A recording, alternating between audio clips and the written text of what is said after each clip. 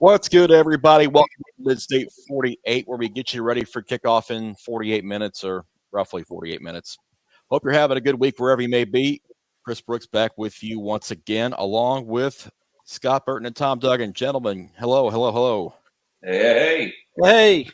All right, we are into the second round of the postseason, and round one had some pretty significant storylines come out of it.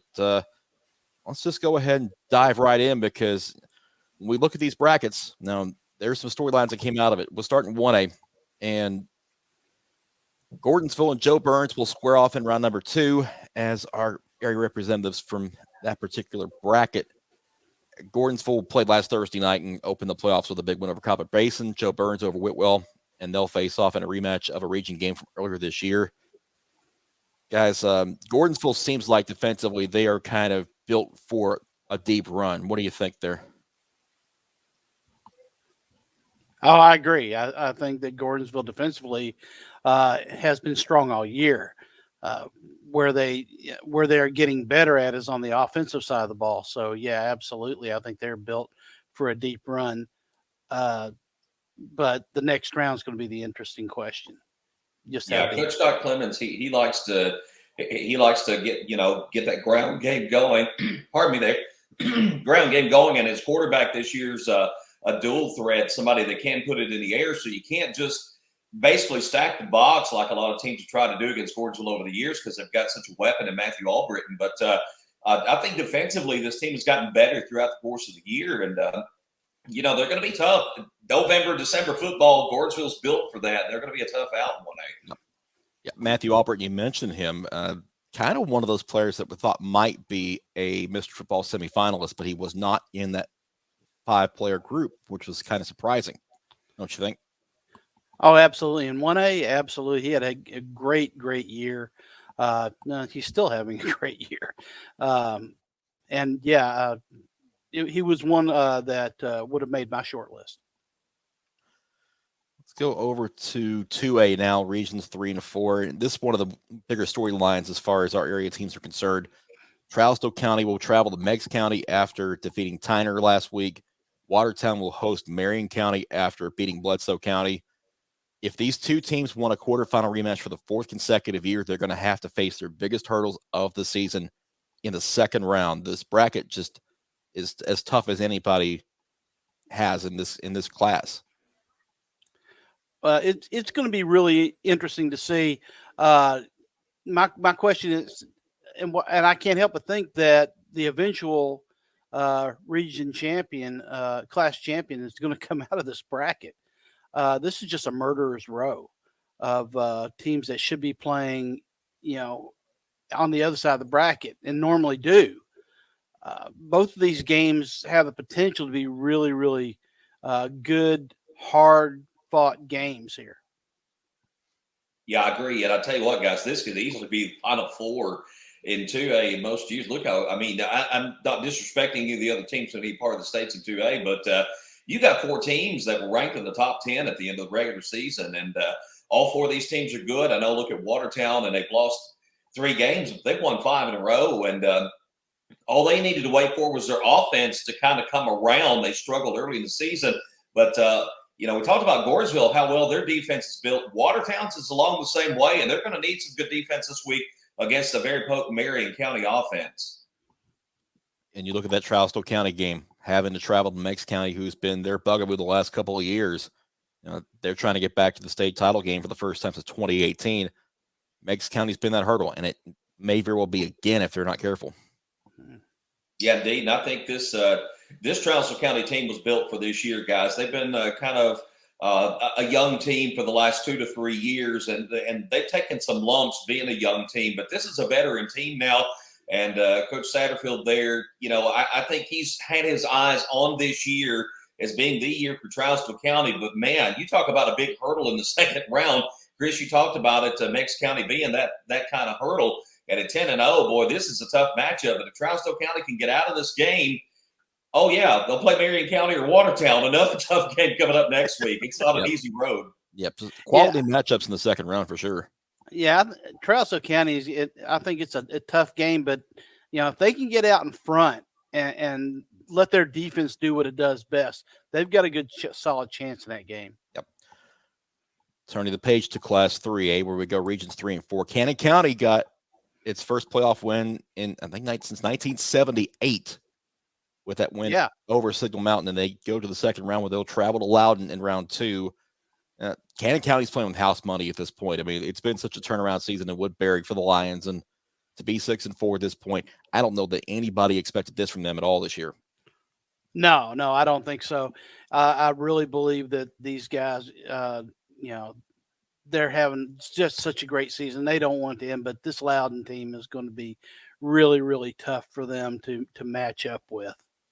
Just to kick in, guys, a little bit on Cannon County. Coach Matt Daniel took over this program a few years back, and he's an alum of Cannon County, played ball there, and I don't think you'll find anybody that just loves Cannon County football as much as this guy. And Coach Daniel, I actually lost his dad not too long ago, and I'd actually seen on social media where he put a chair out for his dad at the game last Friday night, and had some nice words after the fact.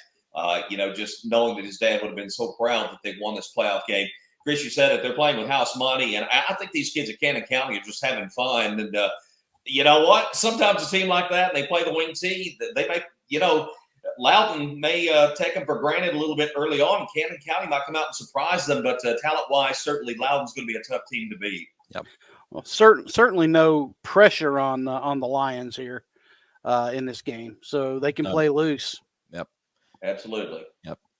Other side of 3A in Regions 5 and 6, Waverly will travel to East Nashville, and Smith County travels to White House.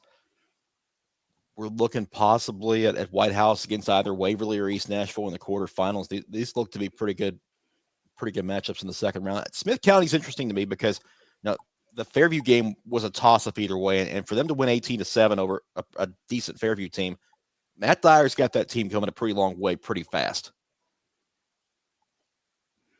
Yeah, they're playing a lot better than they were early in the season. They struggled right out of the gate, but the one thing that people have said about Smith County all season long, they've got size. Guys, they're big up front, and that the team has started to gel, and they're using that size, and their defense is playing a whole lot better. And Coach Dyer, I think, is a fantastic coach. Has done a great job of turning things around there. You're right. This was a toss-up game. I was back and forth on it because Smith County always playing at home is tough, but never count out the Owls, and of course a very good White House team. But like he kind of said, Cannon County, Smith County sort of playing with house money here, and I think all the pressure's on White House in the second round game.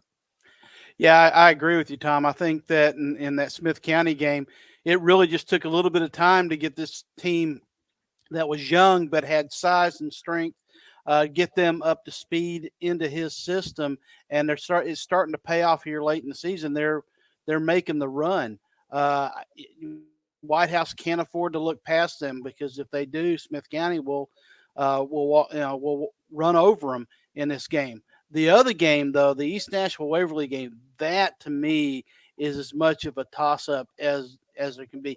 Waverly has got a purpose. They're playing, they've had a rough year, so they're playing with purpose. But East Nashville just has so much talent.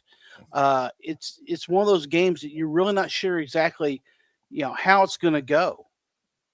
And East Nashville has scheduled up this year. They played a lot of higher classification teams in their non-region schedule specifically for this playoff run. And Jamal Stewart's got his kids playing at a high level right now, especially Zach Beard, who had a big night last week in the win over White House Heritage at quarterback. Hard to overlook East Nashville at this point. That's going to be a great game between the Eagles and Waverly, and one I'm looking forward to checking out and see how that turns out. Into 4A we go, with Macon County coming back from a 20-7 halftime deficit to beat Chattanooga Central by 2 points. They'll travel to Red Bank this week. DeKalb County over East Hamilton by 2 scores. They're at Upperman in the second round. What do we think about these particular matchups for this bracket? Tom, I'll let you take this one first. Well, Macon County and DeKalb County both came back from big deficits. DeKalb County was down 21-7 in their game and came back to win it by 2 scores. And you get a rematch on that side of the bracket. DeKalb County and Upperman played back on October 15th. And, DeKalb had a lead on into the fourth quarter of that football game before Upperman came back and won at 24-14. They played at Baxter this time, and DeKalb County, we talked about them being banged up, and I thought they would have a lot of trouble at East Hamilton, but they ended up winning that thing by 2 scores. So, and anytime you get a rematch, of a region game from earlier in the year, anything can go. And how about Macon County? I thought that was just a great win for the Tigers to be able to battle back against a good athletic Chattanooga Central team. And people are going to look and say, well, Red Bank should win that game. But, hey, man, don't count out Macon County, man. This is a tough physical team, good quarterback. You got some good playmakers on that squad. I think these are 2 pretty good matchups here in this second round. Very interesting on that side for sure. Moving into regions 5 and 6, and some news before we went on the air with this show.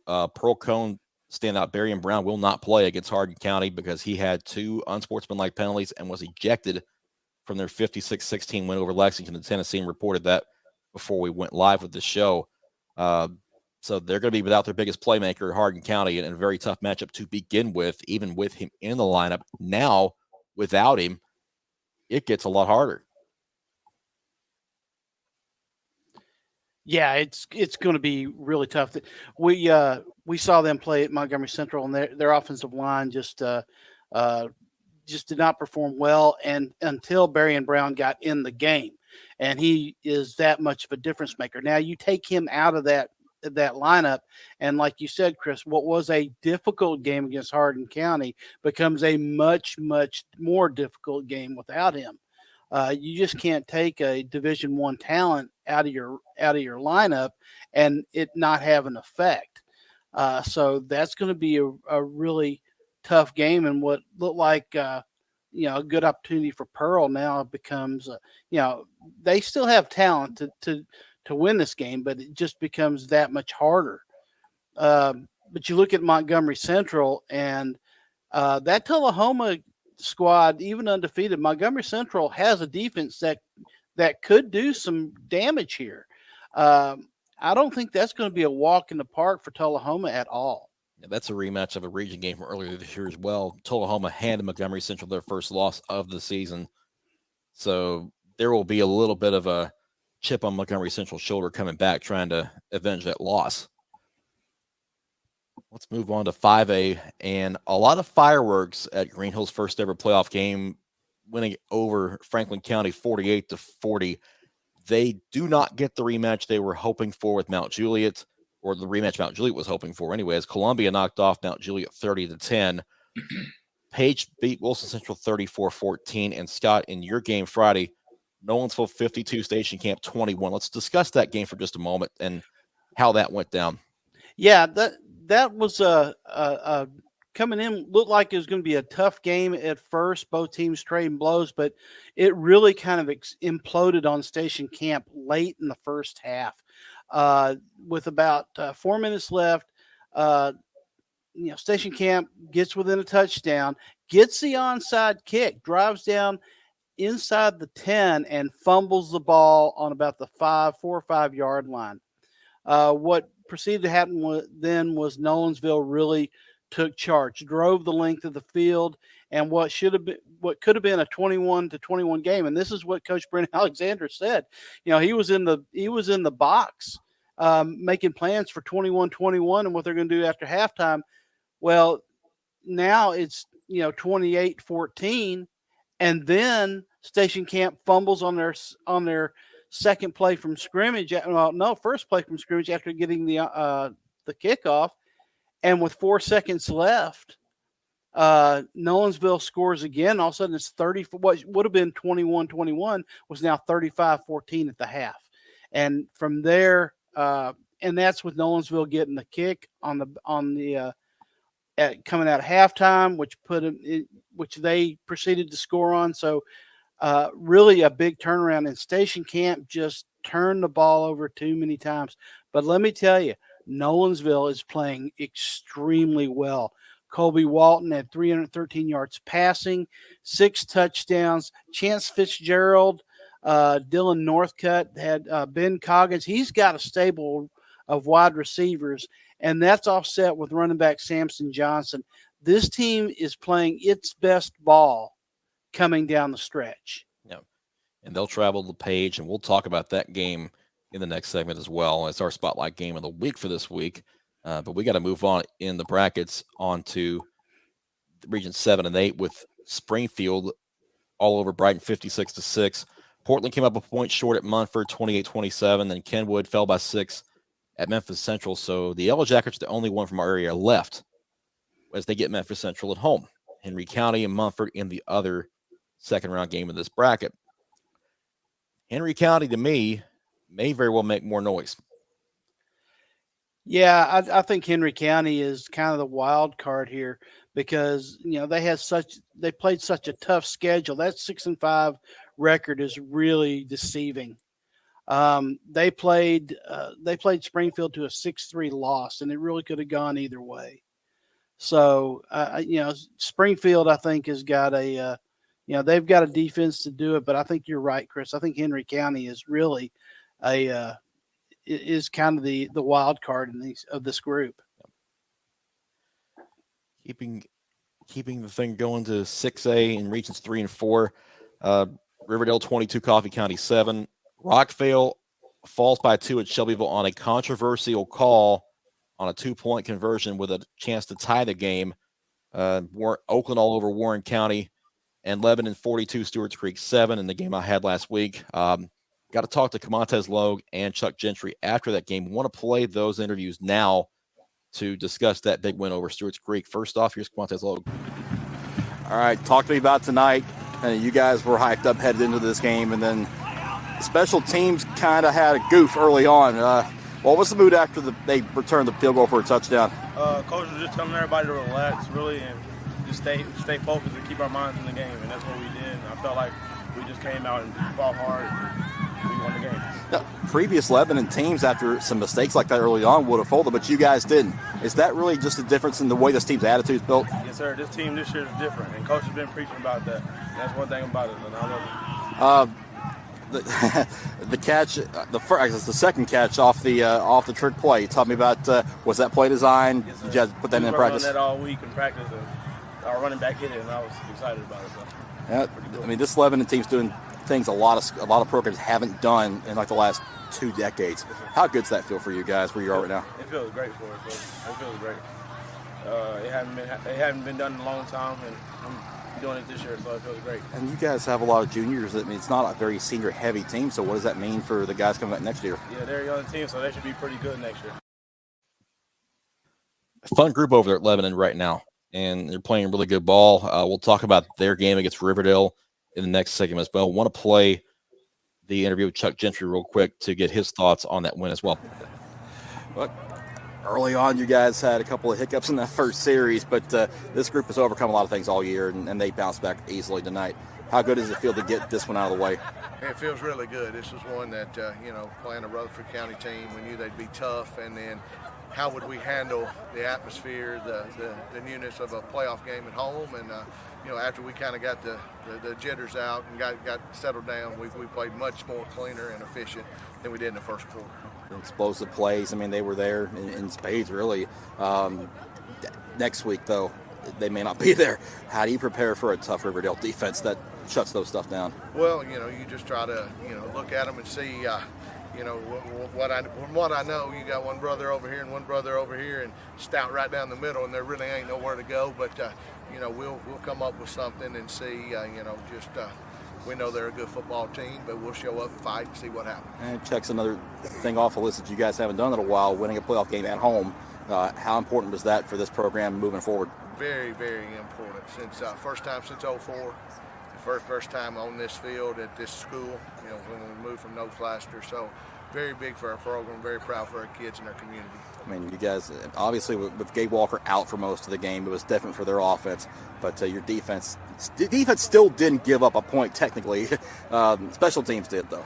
yeah, we got a kick blocked, and then they returned it, and the thing shows the maturity of our football pro team, because a lot of times in years past that would have been detrimental. We got the reverse called back, drop the touchdown pass, don't score down there, then get it blocked. A lot of Lebanon teams would have folded the tent, but this group, just keeps competing and keeps playing, and seems like it don't bother.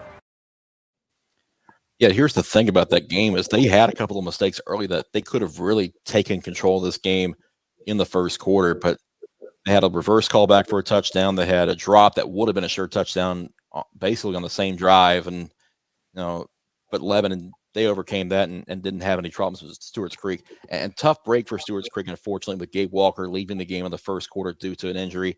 Did not play the rest of the year, or not rest of the game. And unfortunately, his senior season ends like that.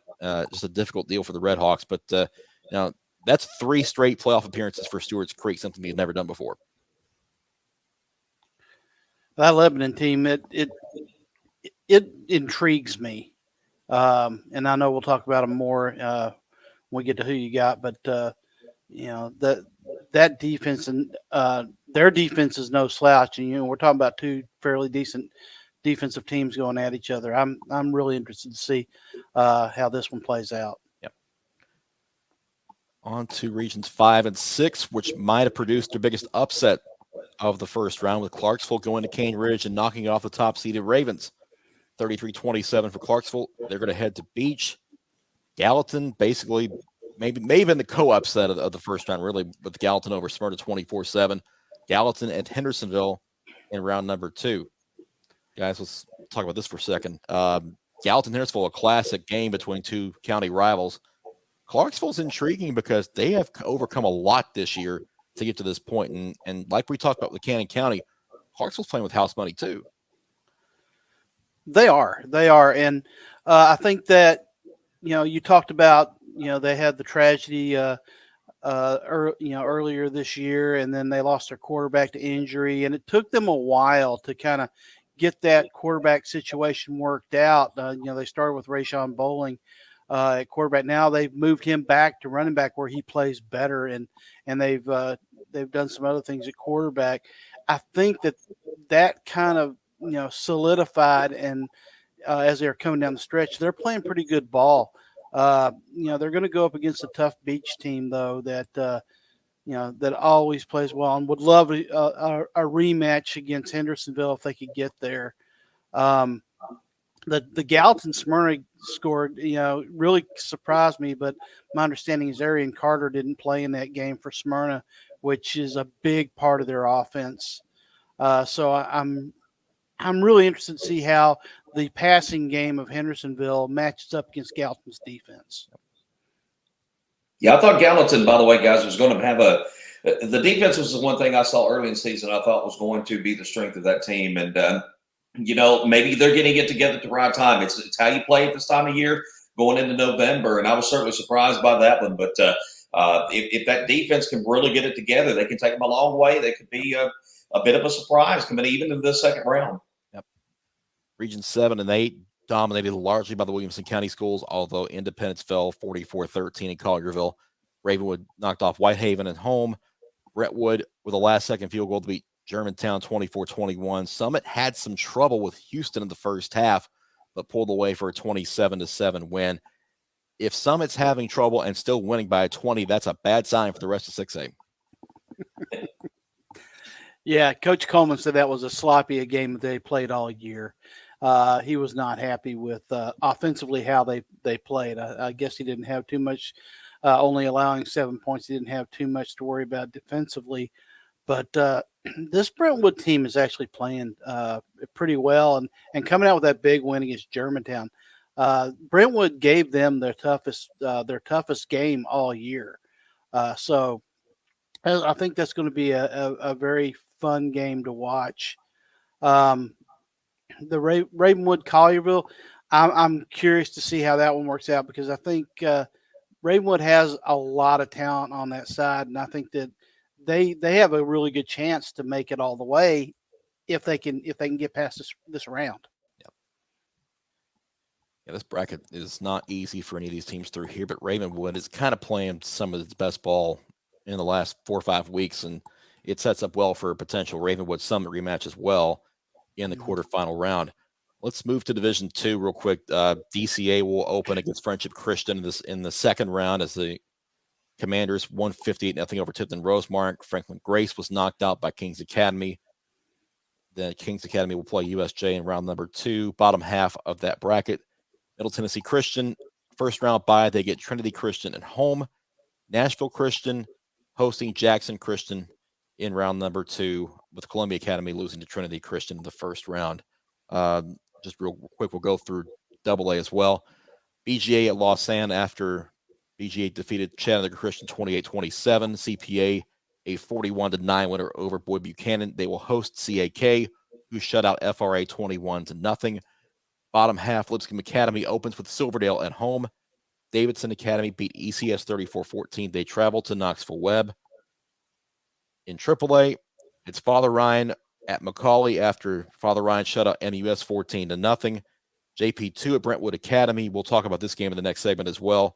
JP2 42-8 over St. Benedict. Brentwood Academy had a first-round bye. Bottom half, Answorth lost to Baylor 21-13. MBA will host Baylor this week. And that is it for our bracket recap. And that's it for our first segment as well.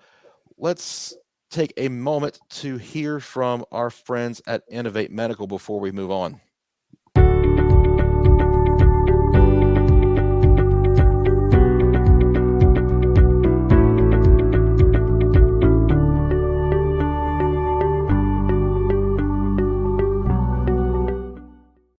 Talking week 2 playoff matchups, and we've got a few we want to chat about in this segment. So let's just go ahead and dive right in. Let's start with this Gallatin Hendersonville matchup and some background on it. As we mentioned in the first segment, Gallatin over Smyrna 24-7, Hendersonville over McGavick 56-0. A rematch of a region game from September 17th, where Hendersonville dominated in a 41-7 win. Even though these two teams have been Sumner County rivals for a long time, they've not met in the playoffs that much, only 3 times in history. And Hendersonville's won all 3 of them. And they've all been since 2001. So 2001, 2010, 2011. So every 10 years they meet in the playoffs. Hendersonville's won 4 out of the last 5, but Gallatin leads the all-time series by quite a wide margin. And this Commando team has outscored opponents nearly 2-1 this season. But Gallatin's finally gotten on the right side of things late in the season. So let's discuss this real quick.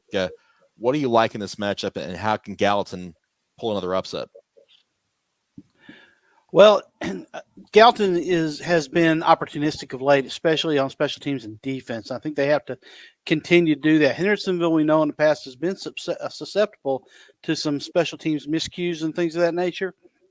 If Gallatin can get a hold of some of those, maybe get their ground game going and kind of neutralize Ellis and the offense, I think they stand a chance. This is the oldest rivalry in Sumner County, and it's one of those pride games.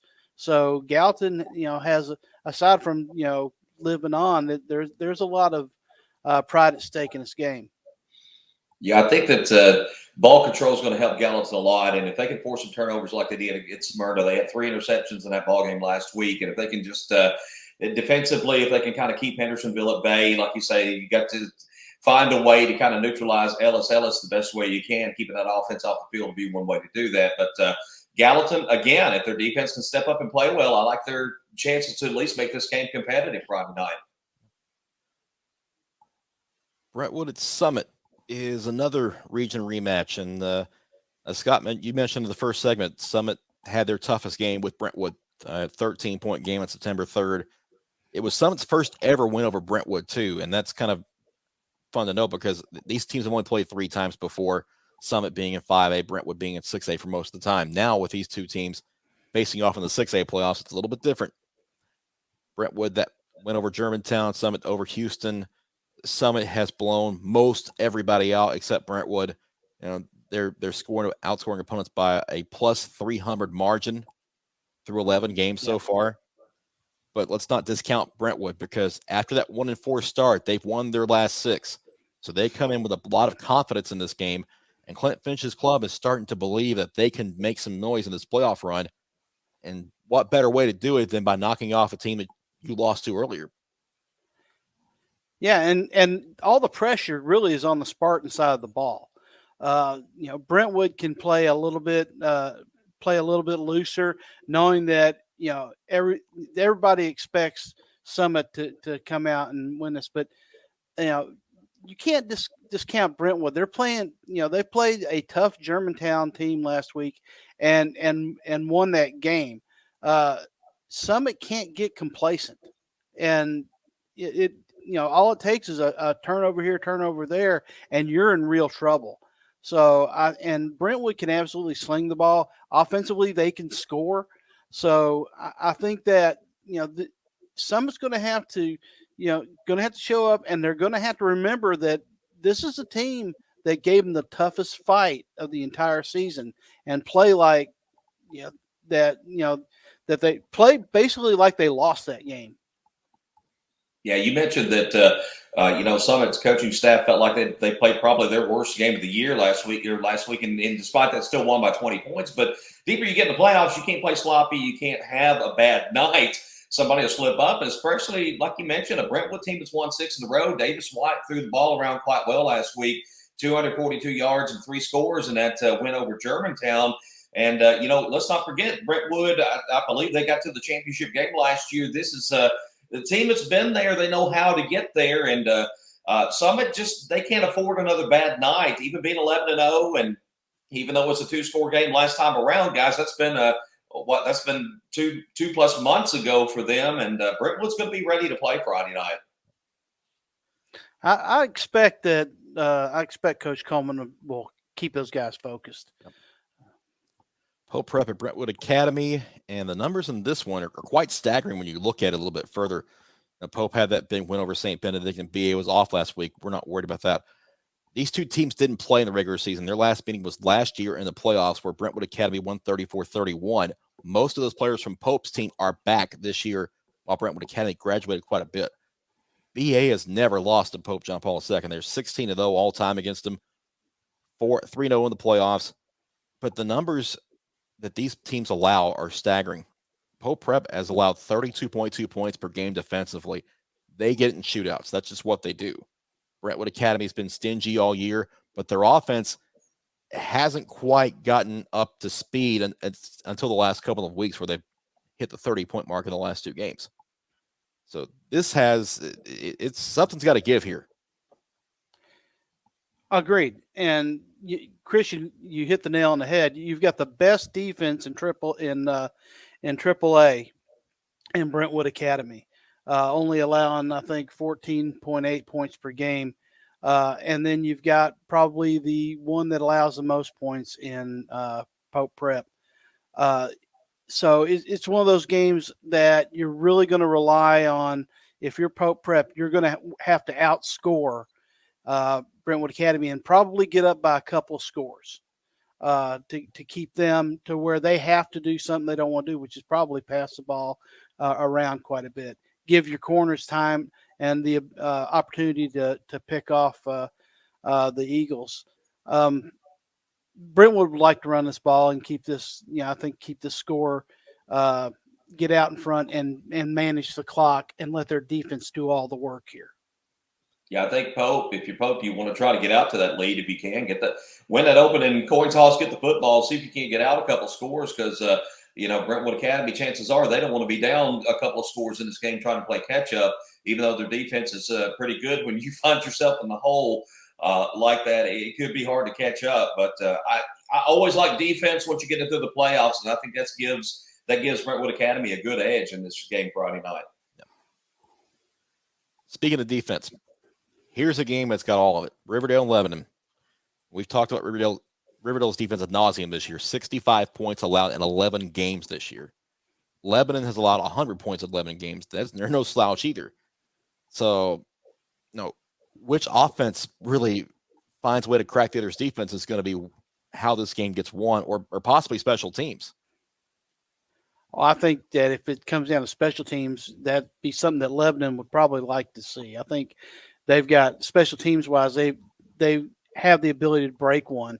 But you're talking about two teams. I think Riverdale had 5 shutouts this year. Lebanon's had 3 in the last 4 games or something like that. Both defenses are playing really, really well. And Chris, I think you are absolutely right. This is going to come down probably to a quarterback battle. I think that it's going to depend on, which passing game can get untracked because I think both of these defensive lines are be coming at you with their hair on fire. Yeah, for me, when you look at Jalen Abston, he can get outside of the pocket and run. But with Riverdale's linebackers, when you've got Caleb Herring, Elijah Herring, Alex Mitchell chasing you down, that's a tough assignment for any quarterback to try to deal with. If he can make some stuff happen with his legs and extend plays and find time for his guys to get downfield, they may be able to bust a big play or two, because Lebanon has thrived on big plays all year long. Now, Riverdale shut them down. That's a good point you make there, because quite frankly, it may come down to which offense makes the most mistakes. Who's going to turn the ball over? Who's going to fumble? Who's going to throw an interception because of that pressure on both sides of the ball? Yeah, I agree with that. I think playmaking on the defensive side of the ball, both of these coaches, defensive minded, and I think they're going to be trying to force turnovers, guys, to try to swing the momentum of this game. And I expect a low scoring game at that. And, one or two little mistakes could make a big difference. Yep. Lebanon's defense has not a lot of, I think we mentioned this earlier, has not a lot of point in 18 consecutive quarters. Now, special teams did give up a touchdown to Stewarts Creek on a blocked field goal return, but the defense has been lights out the last 4 weeks. So, Lebanon's coming in on a really big heater right now defensively. And this could be a fun ball game to watch. And I think it's going to be televised as well. So, certainly want to keep an eye on this week. And last but not least, Nolensville Page, our spotlight game of the week. We talked about defense in the previous game. This one, probably not going to have it. It's going to be points and points and more points, because these two teams score them. Yeah. Nolensville won 52-21 over Station Camp. Page over Wilson Central 34-14.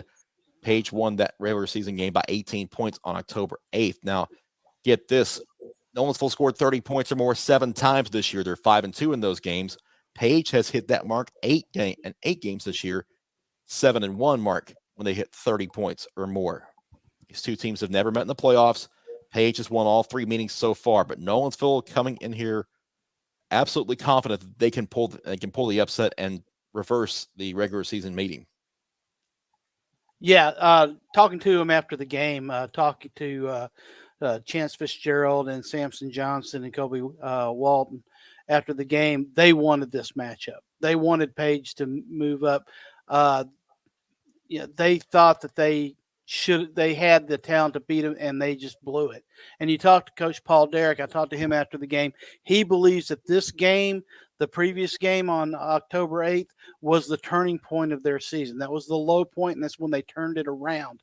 And he absolutely believes that his team, if they can play mistake-free football and learn what they about, and overcome the things that they did in that first game, that they can win this game.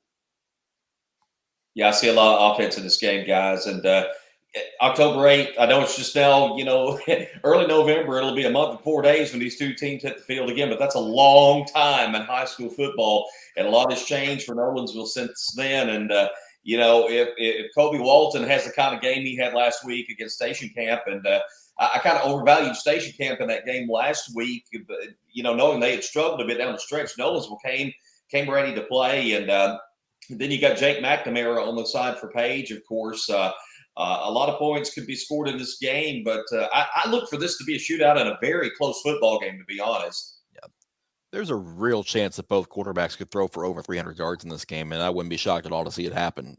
It may be a wild one there in Williamson County this week, and it's going to be fun to have that as our spotlight game of the week. These two teams have never been in our spotlight game, so kind of interesting to see how this one turns out.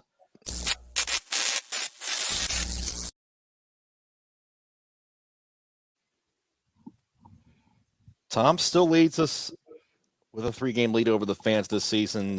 Everybody's hot in pursuit, but the weeks are kind of dwindling down for us. And Reggie keeps picking all these upsets and telling us about them, and still manages to go 5-5 each week. I think he's got to go back on Special Kitty. Yeah, well, I mean, he can brag, but he's still, I know. Well, never mind. This is a family show, Scott. Well, I've seen him groom. That's going on the outtake reel, isn't it? Well, let's just dive in. And look at what we did last week and what we didn't do last week. And, well, Reggie had A lot of red. Yeah, there's a lot of red, but Reggie picked Smith County over Fairview, and he told us so. So, Yep. another green one to his name. Everybody had East Nashville over White House Heritage. We split on Mount Juliet and Columbia. Tom and Scott, you guys got Columbia correct there. Scott, you and I had Nolensville over Station Camp. Everybody got Page over Wilson Central. On the next page, we all took Hendersonville over McGavick. We all lost Smyrna against Gallatin. We all won Beach over Overton. We all lost Cambridge against Clarksville. Reggie went with Stewarts Creek, and that didn't work out for him. So on to the picks for the second round. We start with Joe Burns and Gordonsville, and Reggie is going all out. He's going with Joe Burns, and everybody else is going with Gordonsville. Yeah, that's he didn't explain that one, but yeah, he was feeling Joe Burns. Did he explain Columbia over Green Hill? No, he didn't, but okay. I will, since I have it. I think that Columbia is playing really good defensively. I think Green Hill, I think this could be a close game. I like what Q Martin? Yep. What he's bringing to the game. And I just think that Columbia is on a roll right now, and this could be I know it's a playoffs, but I still think it could be a trap game for Green Hill. This is also a rematch of a game these two teams played earlier this season at Green Hill did win over Columbia. So I could definitely see Columbia coming in there, maybe pulling the upset. But at the same time, Green Hill's gotten all the pomp and circumstances of that first playoff game out of the way. Now they just got to go play ball. And this is a good opportunity to get back to basics for them and maybe not allow 40 points like they did Franklin County. That was kind of concerning, but I do think Green Hill is still the better team here and should knock Columbia out. We've all got Hendersonville over Gallatin. We mentioned that in the last segment. We're all taking Beach over Clarksville. We've all got Summit over Brentwood. To the next page we go, and we're kind of split on BA and Pope Prep. Scott, you and I have the Knights. I'm going to explain this pick real quick. It's time for Pope to beat Brentwood Academy. They've lost the first 16 games they played against them. Their offense is far and away better than BA's. Yeah, they give up a ton of points, but at some point, these players that played in that close game last year will have to step up and find a way to just make a play. And I think that it's time for them to do it. I'm going with Pope Rep based on kind of what I saw from them last year in this game, that they came so close and didn't get it. I think they learned from it, and they finally get over that big hurdle. BCA over Friendship Christian, that's across the board. Reggie's taking Lebanon to pull the upset upset in quotation marks because it's upset in thought only, not seed. And he also likes Smith County over White House. He has pulled out the stops this week. He has. But he rolled the dice with Smith County last week. I'm a little surprised. Go ahead. I was just going to say that Lebanon game, that was a really tight one for me. I leaned heavily towards Lebanon in that game, but I just don't see anybody who has played defense like Riverdale has. Yeah, that's the one thing for me that swung it in that direction. Yeah, was that defense. And Nolensville page, before we get to our picks, let's see Reggie's pick for this week. And we're here waiting Reggie's choice for the spotlight game. He will be choosing between the Page Patriots and the visiting Knights from Nolensville.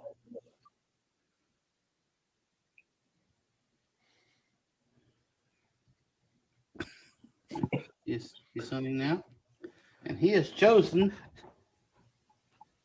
Nolensville. The thing I like about that particular pick was like he looked back, was like, do I pick now?